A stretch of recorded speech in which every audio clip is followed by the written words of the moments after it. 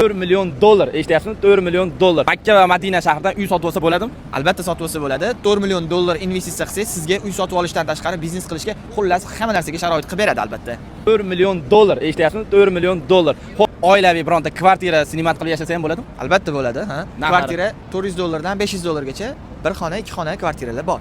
Topsa bo'ladi.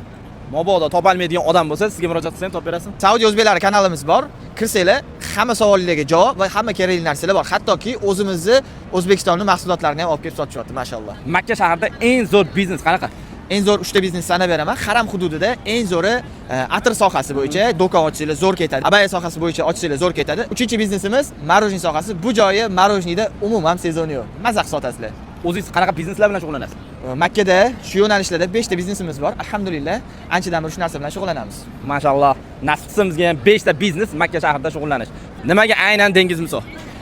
Nuh alayhisalom nevaralari bo'lganda, bir nevarasining ismini dengizga yaqinda tug'ilgani uchun turk deb qo'ygan, ma'nosi turkki beradi. Siz bilan 2 marta ko'rishdik. Ikkala ko'rishganimizda ham faqat ehson tarqatyapsiz. Videolaringizni ham ko'rganmiz.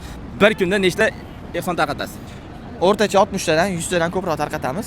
Odam ko'proq bo'lsa, ko'tarishga, tarqatishga yordam berib yuborsa, 100 tadan ko'proq ham tarqatib turamiz. Nima sabab bo'lgan kunda ehson tarqatishingizga?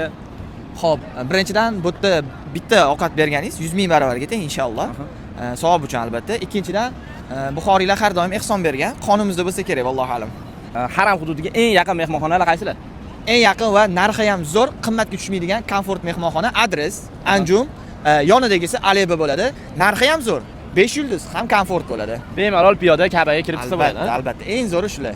Video foydali bo'lgan bo'lsa, Makkani yaxshi ko'rib, shu joyda yashayman deganlarga videoni tashlab qo'yinglar. Ma'assalama.